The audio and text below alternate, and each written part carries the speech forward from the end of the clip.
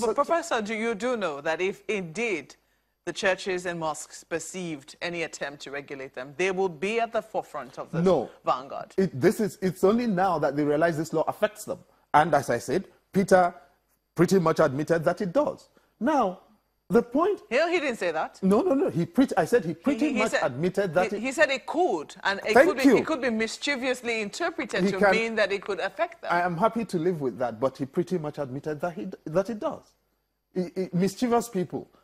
He's a politician, and politicians... Peter used to be a labor activist, you know. Now he's a politician, and he's calling us mischievous. It's okay. He didn't say His that. His term will finish. His term will finish. I'm not holding brief for him, but that now. wasn't what I heard. I mean, from what I heard, he was saying that assuming this bill does come into existence, at some point, some mischievous people can say, well, it does affect churches in some ways. It does, and try to hit churches or mosques as a result of that. With all due respect, you actually don't have to be mischievous to reach that conclusion. It is plain on the face of the document. Now, the point is that people don't ordinarily read churches and mosques as civil society, yet they are. And they are the oldest civil society in the country. All of these new things like the human rights NGOs are new. Relatively new, I mean. And perhaps they're the target. And why are they the target? Because these folks, like the people who drafted this, are mistaken. Why are they mistaken? Because they really think, genuinely, I believe, but mistakenly nevertheless, that there's this stash of cash that white folks are bringing into our country to sort out all of these things, and that stash of cash is going to all these NGOs. That's nonsense. The biggest cash in Nigeria's civics is from Nigerians. It is the money that people contribute in their churches, it is zakat, it is waqf, it is the money in our community development organizations, it is in Isusu. That is what this thing is going to. Let me be mischievous then. Please do. Do you think then that, we should actually have some regulation for some of these things to ensure that they are properly used? I mean, we do know that in the UK, we've seen pastors who are held to account for misuse of monies that people have contributed towards charity purposes. Don't you think that we should have some sort of regulation in that respect? I think those laws already exist. No, I don't think. I know those laws already exist. So, because, listen, a church is a trust, okay? Is it? Is it constituted as such? Absolutely, yes. Every church, every mosque is constituted as a trust, either under statute or under common law. If any lawyer tells you otherwise, the person hasn't gone to school. Okay? Now, every trust asset is managed as a fiduciary. For breach of fiduciary responsibilities, you should go to jail. I'm sorry. If you prosecuted those people and sent them to jail, you will not have me picketing anybody. The law is clear as crystal. For the people who are saying these things, they simply are in the wrong company. Now, by the way, you people will come and talk about charity commission. Now, let me be clear. There's a difference between a charity commission and an NGO regulation law. Why do I say so? A charity commission is a fiscal administration regime. Charities are specifically defined to address education, health, relief of poverty. The case law is clear, and it is clear what they do. Anybody who does that, NGO or not, shall, whoever you are, you get fiscal relief. It is the same thing in the United States. It is meant for fiscal relief to complement the efforts of the state and to give it credit so that citizens can do so. That is how they mobilize the resources that go into the strategic philanthropy. Here, that is not what we're dealing with. This is political control. So, in the past 48 hours, President Museveni in Uganda, who is trying to lift age constraints that disqualify him from being life president in Uganda, is doing what? Targeting every NGO that is campaigning against it. Action Aid Uganda has been fired.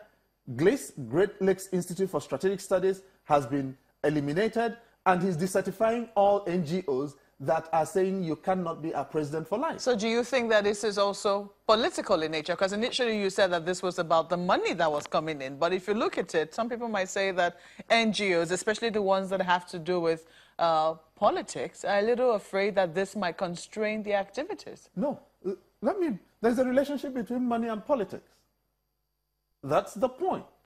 That when you are bankrupted, you cannot exercise civic participation. It is very simple. Impoverishment is a mechanism of political control. That is what this is about. And let's not be, now I'm being told this is a private member's bill. I'm sorry. The deputy majority leader of the House of Representatives is not just any private member. He is in the leadership of the House. And if a bill is being sponsored by the deputy, and he's also in the leadership of the ruling party, if a bill is being sponsored by a deputy majority leader in either chamber, I'm entitled to think that is coming from the ruling party. And that is what I think. This is, and I'm also not at all fooled. We're in election season. Why do you want to start doing NGO regulation in an election season? Because the fact is, the leading political parties in Nigeria are dead. The voices of criticism of silly policy are in civic society. Some people will Why say do you want to shut them down? We're always in election season in Nigeria. The moment that one election is over, we're already entering the next election season. We are clearly going into election season. So, and I think 2017 this is already? both ill-intentioned and ill-timed. It's quite clear to me. Now, you see, I don't care about the intentions of the people who think this is a great thing. The point is, as you begin to put this out there, this piece of law, people will use it for what they want. And if it suits them, the colonialists, by the way, passed public order laws to prevent Nigerians from protesting against the depredations of colonialism. When they left, what did we do? We did not eliminate those laws. They're still here. And what are we doing? We're using them to stop our political opponents from campaigning, from doing the things we don't want them to do. And this is the problem, that laws always have these consequences. Now, Prof, some NGOs are saying we don't want any more regulation, but we can self-regulate. Can they really self-regulate? I'm not an advocate of NGO exceptionalism. Laws should be laws, and I believe very radically and fundamentally in equal protection of the laws. There are laws. NGOs should not write themselves out of laws or CSOs. No. My point is very simple. We have more than enough laws in the books. Can we just apply them? If you are NGO, obey the laws. Comply. If you don't comply and you're caught out, don't plead NGO exceptionalism.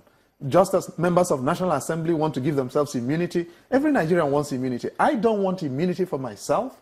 I don't want immunity for anybody. Can we just, for God's sake, try and create a country of laws for ordinary people? Apply the laws in a sensible way. That will be enough for me. So I'm not into self-regulation. I am into compliance.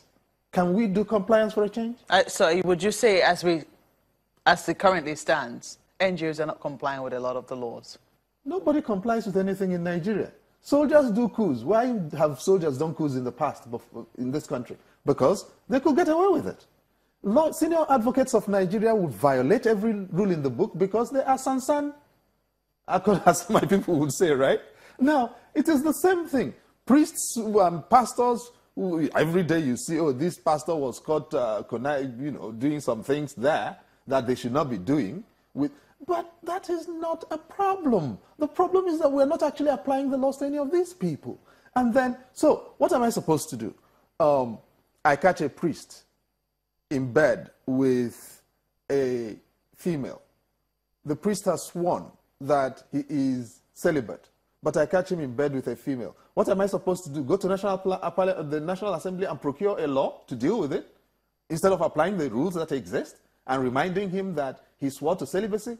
I think it's stupidity to think that the answer to non-implementation of law is new totalitarian law. That is the point I'm making. And one more thing.